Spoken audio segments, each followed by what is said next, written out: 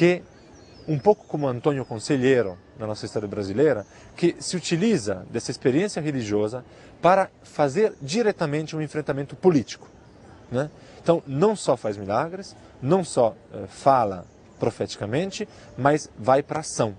Jesus provavelmente é um pouco de tudo isso.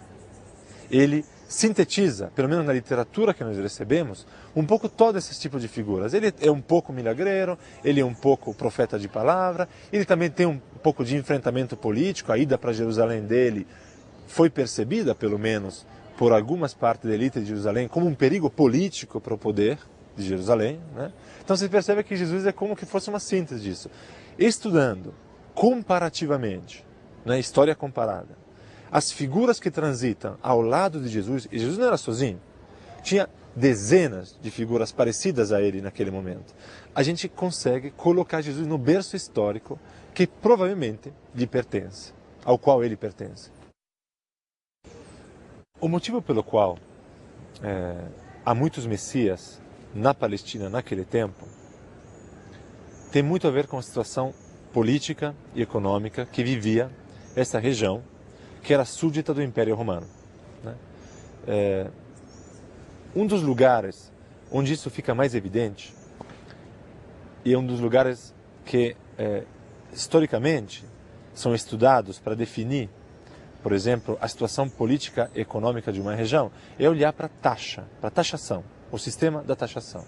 Se a gente olha o sistema de taxação do primeiro século, nós temos o absurdo de ter uma tripla taxação sobre o trabalhador do campo, sobre o camponês, né? Nós temos a taxação, primeiro, do Império Romano. O Império Romano, ele cria um sistema de controle do território, um território muito grande, fazendo como? Colocando um rei, normalmente um rei chamado rei cliente, isso é, um rei que ao mesmo tempo é súdito do império, mas é rei da região. Por que os romanos faziam isso? Por um motivo muito simples. É muito melhor que alguém da região, alguém que fala a língua, que conhece a cultura, domine o povo. Então os romanos colocam o rei Herodes, por exemplo, né? E, ao mesmo tempo, temos um sistema religioso, que é o Templo de Jerusalém, que é também um sistema que, para se manter, cobra uma taxação. Então nós temos a taxação do rei Herodes, a taxação do templo e a taxação direta dos romanos, basicamente uma taxação militar, que é para manter as suas legiões na região. O que acontece? O camponês tem um triplo sistema de taxação, isto é, esse é um sinal muito claro de um forte empobrecimento da região, né?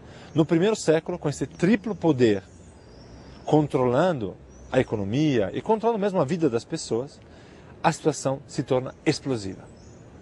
E é exatamente nessa situação explosiva que surgem esses muitos messias, e todos eles, de alguma forma, tanto o Messias, por exemplo, milagreiro, que vai cuidar da doença. Há muito doente e muito endemoniado. Há muita gente passando mal naquele tempo. Claro, esse é um sinal da situação, né? Está faltando comida. Claro, está faltando comida. Estão pagando imposto para todo mundo. Está faltando paz. Tem muita violência. Tem muito bandidismo, por exemplo. Tem muita gente andando por aí roubando e fazendo. Precisamos reconstruir um tecido social novo. Então, todos eles, a partir das experiências deles, de alguma forma, esses messias estão respondendo, são frutos e são uma proposta de solução para uma situação social, política e econômica extremamente explosiva. O primeiro século na Palestina, sob o Império Romano, é um século terrível de se viver. E é nesse século que aparecem todo esse grande número de messias e de gente que está querendo propor soluções a essa situação. Com certeza, a paixão e morte dele foi muito importante, né? A morte de uma injusta, de um santo, de uma pessoa amada, de uma pessoa bem considerada pelo povo, é sempre um motivo de comentário, um motivo de exaltação, um motivo de memória, de lembrança. Mas não foi o único que morreu. Muitos outros morreram. Muitos outros messias, o que se autoproclamaram messias, morreram. Por que ele? Essa pergunta não podemos responder. Isso faz parte do mistério da história. Jesus entra em Jerusalém, provavelmente pela primeira vez, já em idade adulta, e encontra uma cidade profundamente dividida. tanto do ponto de vista político, mas mesmo do ponto de vista religioso, né? Jerusalém está numa situação muito complicada. Por quê? Porque nós temos em Jerusalém uma situação política de uma forte divisão. Temos uma ocupação romana, claro. Essa ocupação romana, ela, de alguma forma, governa toda a cidade, diretamente. Temos o Pilatos, Pôncio Pilatos, governador. Por outro lado, temos uma situação religiosa muito também complicada, porque temos o Templo de Jerusalém, com a elite sacerdotal do Templo de Jerusalém, os saduceus, que pretende controlar todo o território. Mas, na verdade, e portanto controlar, de alguma forma, todo o povo judeu. Mas não consegue.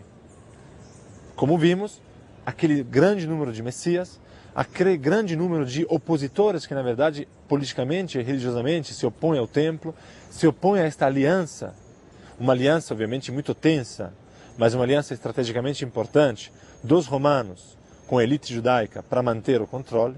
Então a situação está explosiva, de novo. Em Jerusalém, a situação não está calma. Nós temos um sinal disso nessas tradições de que os romanos e o povo judeu não, a elite do judaísmo, a elite do templo, tinha medo do povo. Tinha medo do que o povo diria se condenasse Jesus. Ou tinha medo do que o povo diria se libertasse o Barrabás, por exemplo. Quer dizer, a situação é tensa porque você percebe que as elites estão em perigo, estão sentindo que estão perdendo o controle da situação, né? Tanto do ponto de vista romano, esse medo de uma revolta judaica, tanto do ponto de vista da elite judaica do templo, dos sacerdotes, dos saduceus que estão percebendo que o povo não está na mão deles, que há muita gente insatisfeita, que está querendo propor, que está seguindo esses santões que andam por aí e propõem revoluções, propõem acabar com o templo, por exemplo. Jesus propõe acabar com o templo. O templo de Jerusalém nunca foi, na história de Israel, um consenso, né? Nem todo o povo de Israel ele queria que se construísse um templo.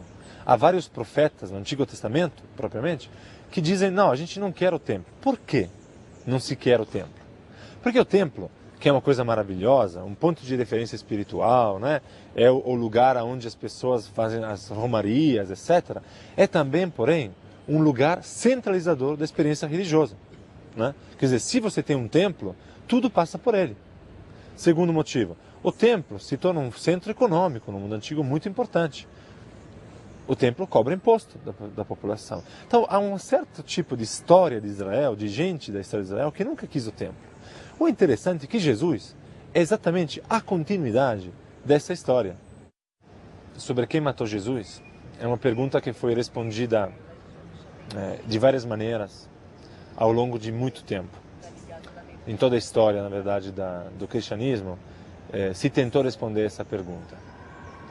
Hoje, o conhecimento histórico que nós temos nos permite, de alguma forma, compreender a morte de Jesus como resultado de diversas ações, de diversas personagens, né, ligadas a grupos de interesse diferentes. Por um lado, fica evidente, pela forma com que Jesus foi morto, que, até prova contrária, foi a crucificação, esta forma de morte, de pena máxima, é uma pena romana. Então, com certeza, nós temos a participação do poder romano na morte de Jesus.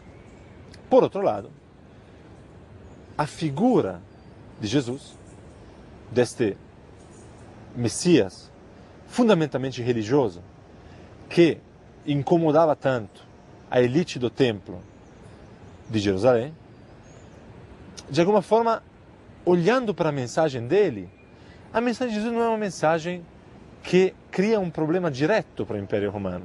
Ele não é um bandido, ele não é um revolucionário político, ele é fundamentalmente um homem religioso.